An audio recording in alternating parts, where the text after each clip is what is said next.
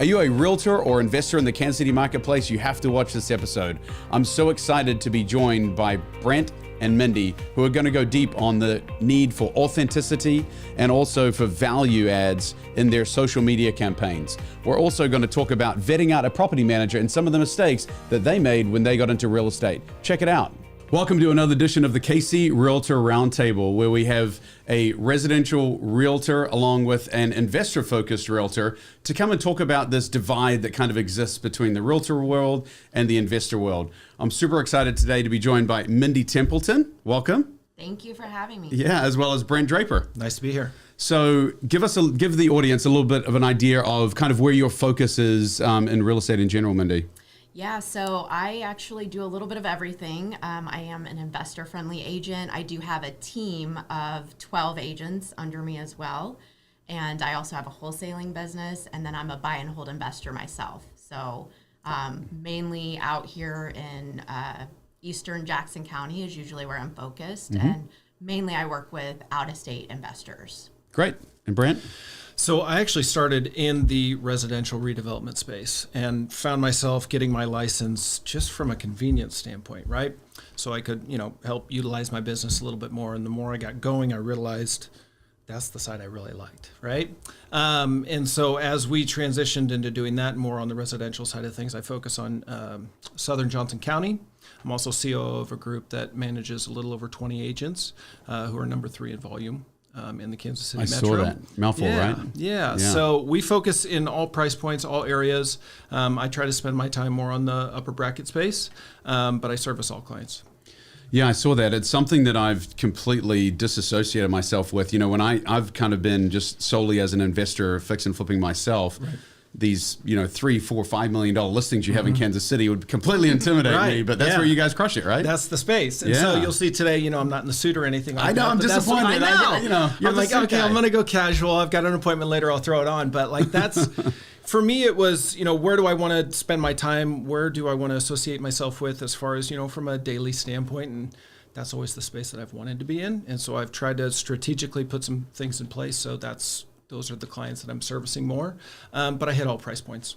Yeah. I think one of the things that I've seen you do really well on social, Brent, is you've really distinguished and differentiated yourself. Obviously, it's kind of a fun thing, just kind of playing with the suits, right? Having some fun, being yourself. Yep. Obviously, something that you enjoy. What was your thought process behind that, and how has that impacted how people see you in this space? Great question. So, a couple things on that. Number one, I love the suit game. I have a ton of them. That's just something I personally like. I love to shop for those. So that's something that's kind of set that up there. But in a sense of, from a professional standpoint, there's so many realtors here in Kansas City, right? And everyone says, I'm the best at this, I do this. But for me, it was, how do I set myself apart to where they remember that, right? And there's not a lot of people that are 6'5" out there, but seeing somebody that's 6'5" also in a suit every single day and posting that on Instagram, that was just something that I wanted, something that people would remember me by. So that's where that came from. Kansas City Realtors earn a quick 5% commission by referring either MLS or off-market properties that look like this to SBD Housing. For over 20 years, we have solved realtors' problems by getting rid of the major repairs or needing a quick sale. Those distressed properties, we can handle all of them. Go to sbdrealtor.com for more information. Yeah, it seems like you're gaining traction. I'm trying. Yeah. Mindy, similarly, you've done a really good job of becoming someone who people turn to when they want investing advice. Tell us a little bit about, what you've been focusing on with your brand and your image. Yeah, I'm kind of the polar opposite. You'll see me in like a hoodie and yoga pants, and I'm 5'1", so I'm small but mighty. But yeah, my social media presence, I'm very raw and real, and I share a lot of my personal experience as an investor, and that helps me to attract others who are interested in being an investor in the Kansas City market, because they see me out here on the streets every day going and looking at these properties, and I'm more geared towards the fixer-uppers, and I never know what I'm going to walk into. I've seen some crazy stuff looking at off-market properties or even on-market properties. But yeah, I just try to, every time I'm out and about, I try to get my camera out, and I usually try to stay a minute or under and just provide some sort of value to my target audience, which is newer investors or seasoned investors that are interested in the Kansas City market. So, you know, it might be I'm looking at a house and it's a 2-bed, 1-bath, and I'll walk through and I'll say, you know, here's an opportunity for you to add equity by converting this garage or taking this dining space and making it a 3-bed, 1-bath. So I just try to add those little tidbits every time I create content. I think you've hit on two things that I think are big takeaways for anyone listening. The first one is being authentic. Both of you mentioned the authenticity. You can't try and you can't be a suit guy if you don't wear them, and you know, and you can't be if you're not actually investing in real estate. It's hard to kind of talk if you're not walking the walk. So the authenticity, and then also driving value. I think what I see from both of you is you're talking a lot about the marketplace and what's going on, like trying to provide value to give people comfort in Kansas City. And you're providing value on the investor space. Brent, give a little bit of flavor to where you see things in Kansas City right now. Where do we sit? Obviously, we've been rocked with literally inflation crushing. As far as on inflation and interest rates, obviously having an effect. Where do you see that playing out with KC? You know, I think what's interesting about that is you talked a lot about that when you were just mentioning that, as far as bringing value to our customer and our client base, right? Because as a consumer, a lot of what we see is out on the news, right? And that may scare a lot of us when we're sitting out there, and whether we're looking to invest in real estate or looking as a primary residence, and really not knowing what we're getting ourselves into. So us as realtors, our biggest goal and our biggest objective is really to educate and advise a lot of these people that we're working with. It's not just about opening up a door and allowing them to come in. It's educating them on, okay, here's how we can then stretch the dollar a little bit differently as interest rates are continuing to go way up, right? So whether we buy down the rate a little bit, do some things to make it a little bit more affordable for the next couple of years in hopes that rates go down a little bit, or how do we pivot in another area? So, most importantly, whether it's an investment or primary residence, we're protecting that investment, right? We're seeing low inventory, right? As we all know, we're seeing what are we hovering still around a couple of months of inventory? Yeah, it's crazy. And so we're seeing a lot of people are ready to buy, except for they need to find something first before they list their house. And so we've got a lot of people that are tweeners where they would love to list their property, which would then create some inventory, but they've got nowhere to go. Yeah. So we're trying to, from our group is we may not see a lot of inventory out in the marketplace, but we're trying to create that inventory. So for us, looking at our current client base on who maybe talked about it a while ago and would be open to moving, or what is something that came across our desk that might be perfect for that client that they haven't even mentioned that they're looking. And so for us, we're trying to internally create some of that inventory with private exclusives and things like that aren't necessarily seeing MLS, but allowing to, get that traction and start building up some momentum for this year. How many of so you're on the residential retail side, so I turn to you because I think Mindy will have a pretty easy answer, but how many of your colleagues in your space are actually active investors in where they're buying and holding rental real estate themselves? Very few. Why do you believe that is? I mean, because again, and maybe I should back up and even say, do you feel like real estate's a good investment? I mean, I have been consumed in it for so long, I just automatically kind of go there that it's, real estate, they say, that's as safe as houses is one of those terms out there. And I believe that, especially in Kansas City, you have on the coast, I agree that there's massive fluctuations in Vegas and California and Florida and New York where, not only do you have the wild fluctuations in value, but also you have this brain drain from these largely liberal states that you're getting this kind of drain of population and business coming down to Texas, Arizona, Florida, and even Missouri. A couple of our most recent hires have been from California. Why do you feel like in realtors specifically are not investing more in real estate? Education. I don't think a lot of them just don't know where to start. They're afraid of having to deal with tenants and toilets and not they don't want to be a landlord, right? And I think a lot of them is just from an awareness standpoint of somebody like yourself who's able to take that from start to finish and have a turnkey opportunity for them. They don't necessarily think that it's out there. And a lot of them, sometimes when they're thinking of rentals, they're thinking of war zones, and they don't want to necessarily deal with that. I think it's just more of on the education side. Mindy, you're also feeling like that, I know a lot of people kind of do when they're active investors and they have a job, they're a dentist, a doctor, a lawyer, or a great realtor.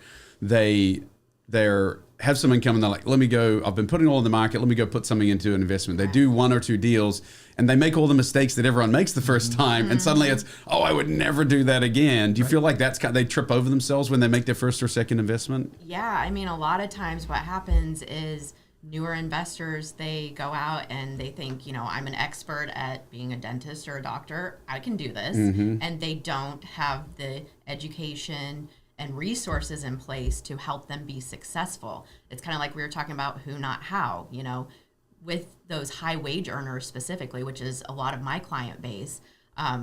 You have that income coming in. Let's put it to work by building a team that can outsource all of those things to help you be successful. Like property management is so important, or screening your tenants to avoid those things that, ultimately contractors, property managers, those are going to be where most people have their issues. And if they're, in California and they're investing in Kansas City and they didn't do some research and build a team first, they're probably going to have issues, and then they're going to have a bad experience, and then they're going to go tell all of their friends about it, and they're going to be gun shy to do it again. Whereas if you set yourself up for success on that very first deal, working with, for example, an agent who has a team already lined up and can get you all of those different referrals that you need, then it's a different experience that you're going to have. And then you're going to be like, okay, I want to buy the next one now, because it was totally different than if you went about it on your own. Yeah. So. No, I believe, as you know, we're a turnkey provider. So, we kind of do everything in-house. But, investors will even ask me sometimes, or I should say investor prospects, people are thinking about investing, tell me about Kansas City. Why should I invest in Kansas City as opposed to Nashville or St. Louis or somewhere else? And I'll say, look, you can invest anywhere. You can make money anywhere. It's all about the property manager, because they control occupancy and maintenance. So vacancy and maintenance are the 2 big killers of cash flow. So if you have a dialed in property manager on a B-class asset and then a really nice asset with a bad property manager, it doesn't matter. The better property manager will win over time. Have you found the property management and like the actual management of the asset becomes the biggest hurdle long term?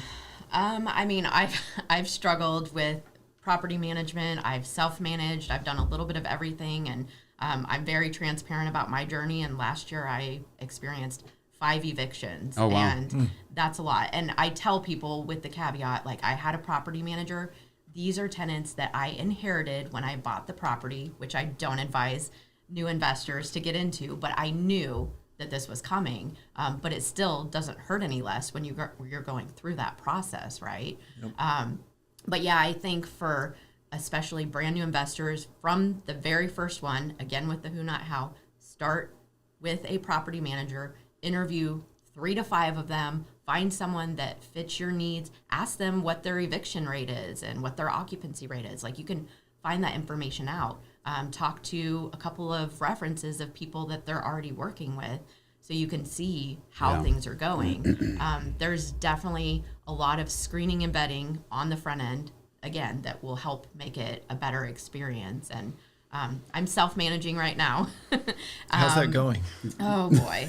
I have several vacancies, and honestly... So you have about 17 rentals, is that right? Yeah, wow. And a couple of projects going right now, too. Cool. I've got my agent team. I've got my wholesaling business. Sweet. So honestly, I have too much on my plate to be doing it. I shouldn't be doing it. I've had some experiences with property management that left me in a spot where I had to take it back in-house for a minute, and I need to get more involved because I was so hands-off. I didn't know what was going on. Yeah. But yeah, having vacancies and trying to fill them on your own, it's a lot when you have other businesses you're running. So, yeah, my advice is to have a property manager. Brent, have you ever dabbled? Have you bought, fixed, flipped, invested, partnered? Tell me about your experiences. All the above, right? And it was kind of one of those things you talk about getting burned a little bit. And for me, it was having too many irons in the fire, right? I started out as a flipper, right? A residential redeveloper. We got into the design build space, started building out some portfolios as well. What year is this, just for some context? 2010 on up. Okay. Right? And for me, it was just, I was doing so much of it from a hands-on standpoint, and it wasn't really the things that I like doing. And I'm a firm believer of doing the things that you're good at and the things that you want to do. And so for me, it was more of a fresh start, like, hey, let's pivot. Let's shift solely on the real estate as the agent side of things, and go 100% into that. I haven't looked back since. So as I start to pivot and get back into it a little bit, it's coming at it from a completely different direction to where I don't want to deal with any of it, right? I would rather, focus my time and attention on creating more active income for myself so I can deploy those funds into having somebody like yourself do it for me, right? So let's say that the stock market was off the table and that you couldn't put any more money in the markets, and real estate was the best vehicle. Where do you think, what asset class inside real estate, whether it be self-storage, single families, short-term rentals, mid-term rentals, long-term rental? I mean, there's all kinds of different things you can do.